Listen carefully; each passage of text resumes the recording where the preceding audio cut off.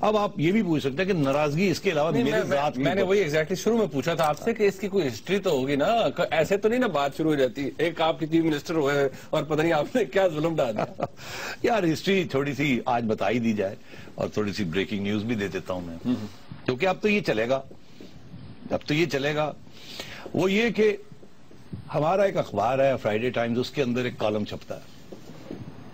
وہ 10 سال سے کالم چھپ رہا ہے جب سے یہ سیاست میں آئے ہیں۔ وہ کالم ان کو پسند نہیں ہے، انہوں نے مجھے بڑی دفعہ کہا کہ وہ کالم بند کر دیں، پر میں نے آگے سے ہنس کے یہی کہا یار چھوڑ دو، یہ کالم سیلنگ پوائنٹس ہوتے ہیں۔ اس زمانے میں پی ٹی وی اور یہ جیو اور یہ باقی چینلز نہیں تھے جب یہ کالم شروع ہوا تھا، مطلب اسٹیٹ اون ٹیلی ویژن تھا، پرائیویٹ چینلز نہیں تھے۔ اور یہ مطلب ہے کہ یہ جو مزاحیہ پروگرام ہیں بی این این کے ہو گئے، یہ باقی دوسرے ہو گئے، اس میں عمران خان صاحب بھی بنائے جاتے ہیں، میں بھی بنایا جاتا ہوں، چنگی ہماری پتلون ہم اپنے اترواتے ہیں، ہنستے رہتے ہیں ہم، ٹھیک ہے کہ یار ٹھیک ہے اب یہ تو ایکسپٹ کرنا پڑے گا نا، اگر آپ پبلک آئے میں ہیں تو پھر تو چلے گا، یہ تو آپ کی تو ٹھیک ٹھاک وہ کریں گے، ٹھکائی ہوگی تو وہ ہوتی ہے، میری بھی ہوتی ہے یار، سارا دن ہوتی رہتی ہے، ہاں ہنستے رہتے ہیں، ہاں بڑا اچھا بڑا برا، کبھی کبھی وہ انڈر دا بیلٹ مار دیتے ہیں، تھوڑا سا پریشان یہ آ رہا ہے اتنا کرے۔ وہ کالم اس قسم کا ہے، وہ عمران صاحب کے اوپر وہ کالم ہے جس میں یہ لکھتا ہے، اس کا نام کیا ہے کالم کا؟ اس کا نام ہے انگریزی میں ام دا ڈم۔ اب اچھا یہاں بھی تکلیف ہے، ام سے مراد امی، عمران امی، ام دا ڈم، وہ ام ڈم کے ساتھ ام چلتا ہے، ڈم کا کیا مطلب یہاں کھوکھلا۔ اب یہ تکلیف ہے کہ یہاں ہم نے یہ کالم کیوں شروع کر دیا، ام کھوکھلا، ڈم کا مطلب ہے بلب لائٹ تھوڑی ہو تو ڈم ہوتی ہے۔ اچھا یار چلو کوئی بات نہیں، تم بڑے آدمی ہو یار، چلنے دو۔ میاں نواز شریف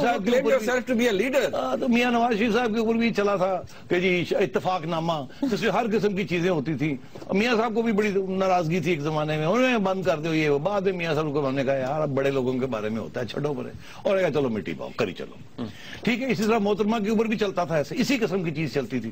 محترمہ بھی ایک دفعہ بڑی ناراض ہوئی، میں کہا B B you are a big leader, let it go, it's great fun, okay. مطلب ہے کہ یہاں تکلیف ہے، یہ ہمیشہ اس کے اوپر تکلیف ہے، اور وہ کالم جاری چل رہا ہے۔ کالم انگریزی کا، کتنے لوگ پاکستان میں انگریزی پڑھتے ہیں، 1,00,000 2,00,000، چلو بگ ڈیل، فرائیڈے ٹائمز کم پڑھتے ہیں، تو اتنے تکلیف، پھر تکلیف کیوں؟ تکلیف یہ ہے کہ یہ لندن میں چھپتا ہے یہ کالم، وہاں ایک انگریزی اخبار ہے اس کے اندر یہ چھپتا ہے۔ اب وہاں تکلیف ہوتی ہے بیکاز ان کے جو گورے دوست ہیں نا، ان کو گوروں سے بڑا عشق ہے،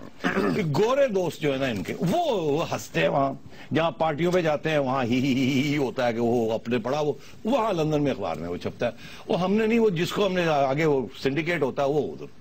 اب وہ تکلیف ہوتی ہے۔